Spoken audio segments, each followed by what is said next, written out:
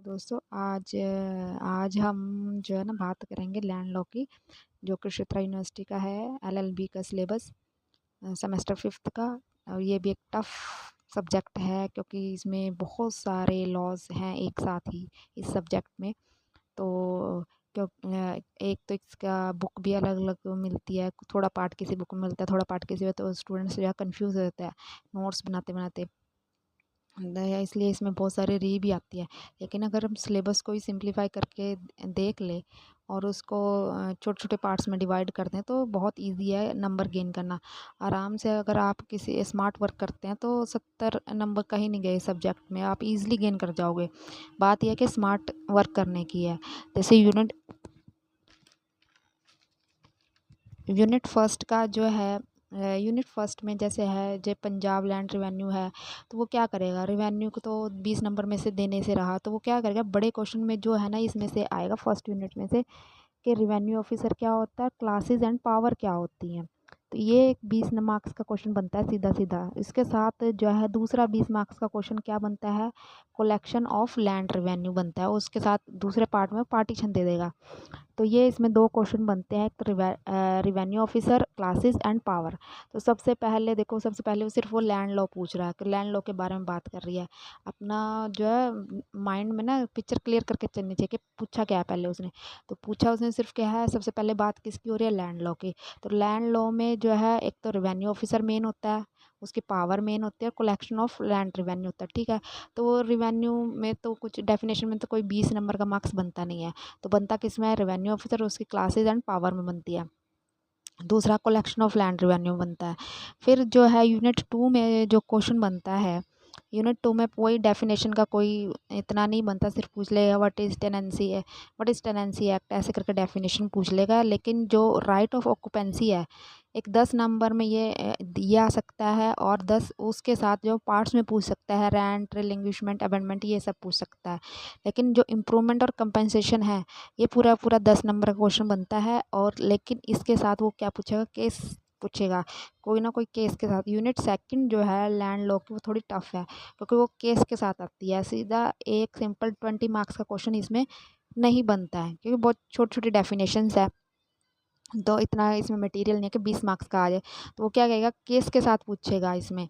तो आप केस अच्छे से पढ़ के जाएँ इसको, ठीक है। तो भी अब बहुत इजी है, इसको सिंप्लीफाई कर लो अपने सिलेबस को। जो सिंप्लीफाई कर लेता है अपने सिलेबस को, सारा ना पढ़ के, सारा नहीं पढ़ना होता है, सब कुछ नहीं पढ़ना कि किताब लेके सारी किताब, उसमें से जो मेन मेन होता है, जो काम का है, आपके सिलेबस का है, रिलेटेड है, सिलेबस से रिलेटेड है, वो पढ़ना होता है। तो अपने नोट्स ऐसे ही बनाइए बहुत सिंप्लीफाई करके कि किस तरह से क्वेश्चन फ्रेम करे। कुरुक्षेत्र यूनिवर्सिटी ऐसे ना कि बहुत हार्ड क्वेश्चन पूछती है, कि सिचुएशन बेस्ड क्वेश्चन पूछती है, सिंपल और सीधे सीधे क्वेश्चन पूछती है। लेकिन सिलेबस इतना होता है कि स्टूडेंट्स को समझ में ही नहीं आता कि कितना और क्या लिखना है। जैसे इसमें रेंट के बारे में पढ़ लेगा बहुत ज़्यादा, अमेंडमेंट के बारे में बहुत ज़्यादा पढ़ लेगा, लेकिन वो इतने मार्क्स का आता ही नहीं कि 20 मार्क्स का पूछा जा सके। तो फिर वो क्या होता है, उतना वो लिख ही नहीं पाता।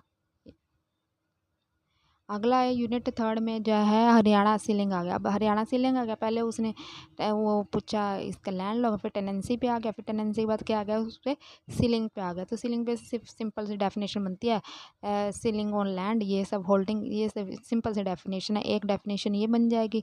दूसरा जो मेन क्वेश्चन है इसमें, जो सबसे मेन क्वेश्चन इसमें बनता है, वो बनता है ban of jurisdiction of civil court, ये बनता है इसमें एक क्वेश्चन मेन जो है, ठीक।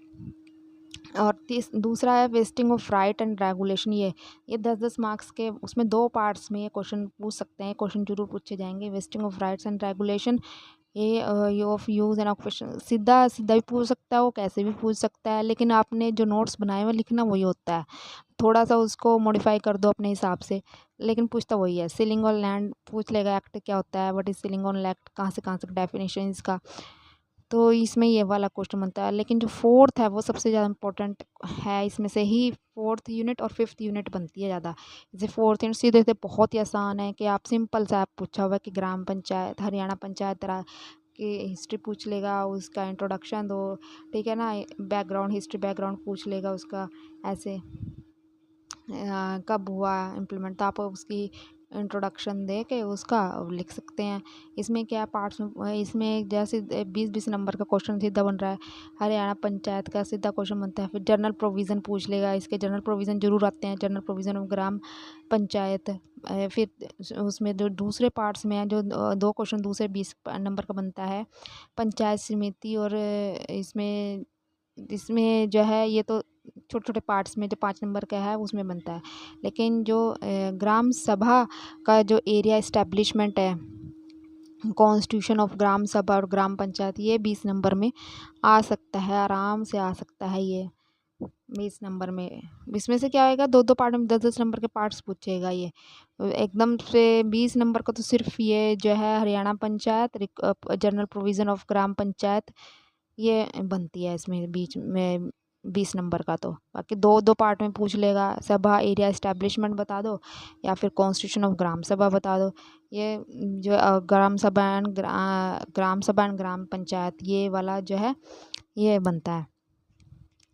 और इसमें से जिला परिषद भी इम्पोर्टेंट है, बहुत ज़्यादा इम्पोर्टेंट है। सुपरविज़न ऑफ जिला परिषद बहुत important, provision related to election, ये 3 चीज़ तो बहुत ज़्यादा इम्पोर्टेंट है। जिला पार्षद परिषद और सुपरविज़न ऑफ जिला परिषद और प्रोविज़न रिलेटेड टू इलेक्शन, ये बहुत मेन पार्ट है। अगर आप सिंप्लीफाई करके अपने सिलेबस को चलती हो कि मेरे को क्या पढ़ना है, सिलेबस के अकॉर्डिंग पढ़ो, आपको सब कुछ नहीं पढ़ना है, सब कुछ अपने दिमाग में नहीं रखना है। क्योंकि पहला स्टेप तो है कि एलएलबी में अगर एडवोकेट बनना है, पहला स्टेप तो ये है कि आपको एलएलबी क्लियर करनी पड़ेगी। बिना एलएलबी क्लियर करे आप एडवोकेट नहीं बन सकते, ठीक है ना। और स्टोरीज लिख के आ जाओ तब भी कुरुक्षेत्र यूनिवर्सिटी नंबर नहीं देती। आपके पास फैक्ट्स होने चाहिए, डाटा होना चाहिए, उसको सही से फ्रेम करना आना चाहिए। आप देखो कितनी छोटी छोटी डेफिनेशंस हैं। जो 5th यूनिट आती है 5वें नंबर के या 2.5 नंबर के या 2 नंबर में भी बहुत सारे क्वेश्चन पूछ लेता है सिंपल। पहले यूनिट से कौन कौन सी छोटी छोटी डेफिनेशन, पहले छोटी डेफिनेशन निकाल लो किसी भी यूनिट से कि सबसे छोटी छोटी डेफिनेशन कौन सी पूछ सकता है वो। सबसे छोटी छोटी डेफिनेशन एक साइड निकाल, जब उनको क्लियर कर लोगे माइंड में कि इसका ये मतलब है, इसका ये मतलब है, तो आसानी से जो 20 नंबर के क्वेश्चन है वो आसानी से हो जाते हैं। जैसे पहले यूनिट में से क्या क्या पूछ सकते, रिवेन्यू रिकॉर्ड पार्टीशन, ये सीधे सीधे वो 5th यूनिट में पूछ सकता है, बहुत आसान है। और ये पहले यूनिट में लिखने के में भी काम आएंगे। आपके माइंड में पिक्चर क्लियर होगी कि रिवेन्यू क्या होता है, रिकॉर्ड क्या होता है, पार्टीशन होती है। तो वैसे ही फिर उसके बाद दूसरी यूनिट में टेनेंसी रेंट,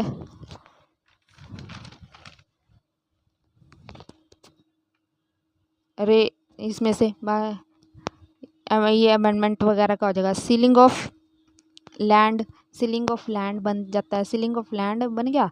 उसमें से परमिसेबल एरिया तो पूछा ही जाता है, 5 नंबर में पूछो या फिर 10 नंबर में पूछो, परमिसेबल एरिया आता ही आता है, ये तो पक्का ही है, आएगा ही। फिर 4th में क्या पूछेगा, पंचायत, ग्राम सभा, पंचायत समिति, जिला समिति। पहले छोटी छोटी डेफिनेशंस याद कर लो।